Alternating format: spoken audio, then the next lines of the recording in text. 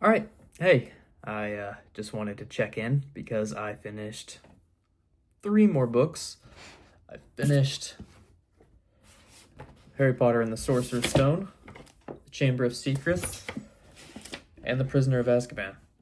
Um, I'm going to go over these one by one, and I'm not going to talk too much about them. I think everybody kind of knows at least the start of Harry Potter, or kind of the premise of it and the basic idea of it, and that's really what this first book goes over.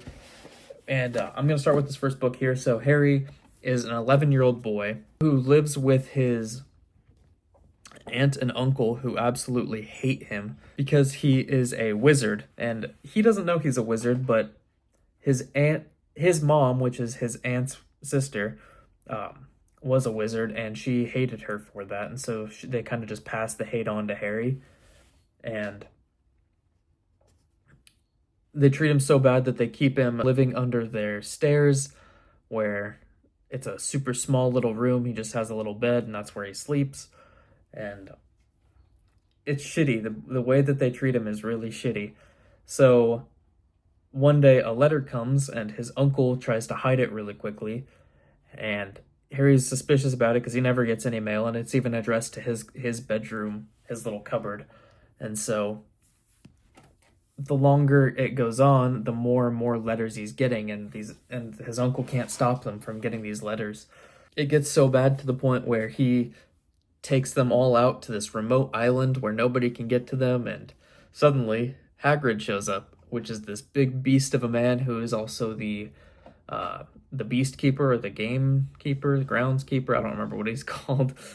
He's in charge of all the animals and the grounds, I guess, on the Hogwarts premises. And Hogwarts is this big castle, which is the school of witchcraft and wizardry, where Harry has just been admitted and accepted and invited to come and go to school there and learn to become a wizard.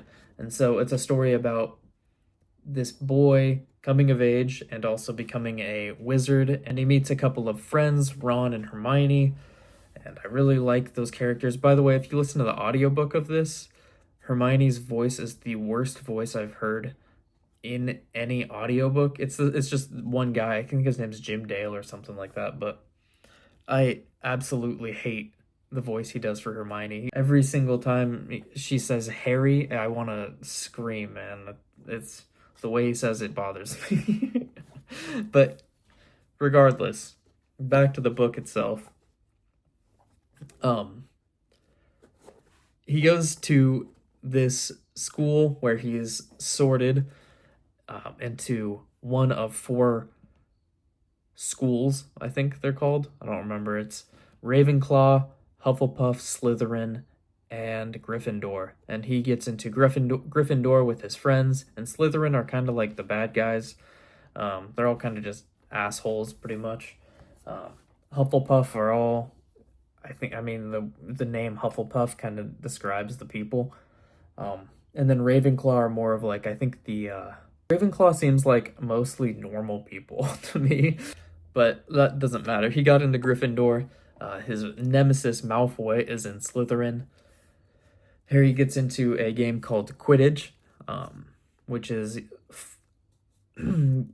played using broomsticks. They fly around, and he is the seeker, so he has to catch the smallest little, it's called a snitch, a golden snitch. He has to catch that to try to get a bunch of points and win the game. But Quidditch, I noticed, is actually a bigger part in the first and second book than it is in the first and second movies, which I thought was kind of cool. I liked seeing more Quidditch in this than what I remember from the movies. Now, I actually didn't talk about this yet, but I read all of the series when I was a kid in elementary school, and then I watched the movies a lot.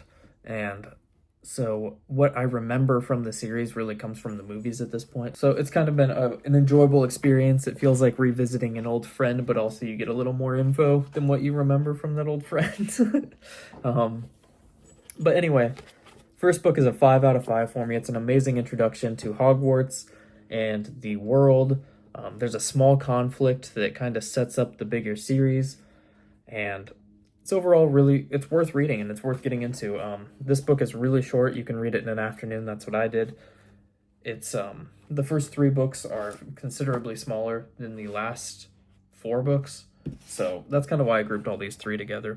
But after that, it is book two, Harry Potter and the Chamber of Secrets. This takes place in year 2 of Hogwarts for Harry, and this actually starts with a grand escape from the Dursleys' house, from his aunt and uncle's house, with Ron coming in a flying car, tearing the bars off his windows, and Harry jumps in the flying car as the Dursleys are trying to catch him, and it's a really exciting way to start the book, and it's a fun way to start the book. Ron and Harry end up using that car to fly to Hogwarts because for one reason or another they can't get through the barrier that normally they can get through to get onto the train, so they have to fly the flying car there, and they crash it into Hogwarts in one of the worst spots they could have crashed it in. And the year kind of starts off a little rough for Harry because of that. He's in a little bit of trouble. But Harry ends up having some more shit to worry about. He is hearing these voices that nobody else can hear. People are starting to turn to stone. And it's not only actually people that are turning to stone, because one of them is a cat. But most importantly in this book, there is a diary that Harry can write into, and the memories that Tom Riddle, another old student from 50 years ago, his memories are placed into this diary, and so it's a blank diary, and every time he writes in it, he gets a response back. And he's able to go back and see a memory of Hagrid opening up something called the Chamber of Secrets, which got him expelled 50 years ago. And Harry is wanting to go into the Chamber of Secrets because he thinks that the solution to the issues that are happening in the book, like the children turning to stone and things like that, he thinks the solution can be found in there. It's a really good book overall. I don't think I liked it as much as the first book, or as much as the third book, really, but I do still like this overall. So this is another 5 out of 5. Chamber of Secrets is another great book. The third book is The Prisoner of Azkaban, and this is actually my favorite of the first three books. This is about Harry going back for his third year at Hogwarts, and there is a man after him by the name of Sirius Black that is supposedly looking for him. And Sirius Black is a mass murderer because he had killed like 12 or 13 people or something like that, and was locked up like 12, 13 years ago. So when Harry gets back to Hogwarts, all of the professors are really trying to make sure he's not going outside of the school grounds, and they're really protective of him. And they have these Dementors, which are these like ghostly creatures that can suck out your soul. They have them patrolling the outskirts of Hogwarts. They normally look after the prisoners of Azkaban, which was what Sirius Black was before he escaped and was on the loose looking for Harry. So they have them out there kind of looking around, making sure nothing gets in, but they keep kind of going after Harry every once in a while and trying to fuck with him during a Quidditch match and at the beginning of the book. Hermione is playing with time throughout this book, which is a lot of fun too. Hagrid has a giant court case battle he's fighting to keep one of his beloved creatures alive that attacked Malfoy out of Malfoy's own stupidity. So it's a lot of fun. There's a lot going on in this book, and it's a little bit darker than the first two books, which I enjoyed a lot. I like the tone that it starts to take from this point on in these books, from what I remember. So I'm really looking forward to reading the rest of this series. This is another 5 out of 5 for me. All three of these first books have been 5 out of 5s. I really have been enjoying reading this series again. It's super comforting, especially after reading an entire month of horror. It's nice reading something that feels good every once in a while. Even though there's dark themes and things like that, it still feels good to read these. But obviously I'm moving on to book 4 now. So this is the book I remember loving the most. I read the entire Harry Potter series once, except for this book. I read this book a lot. I kept this in my backpack for I think an entire year going to school. But so I'm very excited to read this book again because I feel like I'll remember most of it.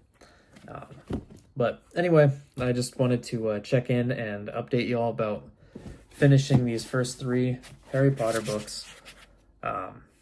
They were a lot of fun, and I highly recommend going through and reading them. Especially right now, it feels like this is kind of the season to be reading Harry Potter. It just feels like Harry Potter time of year, I guess. November, December kind of feels like Harry Potter time. But anyway, I appreciate you all for watching, and thank you.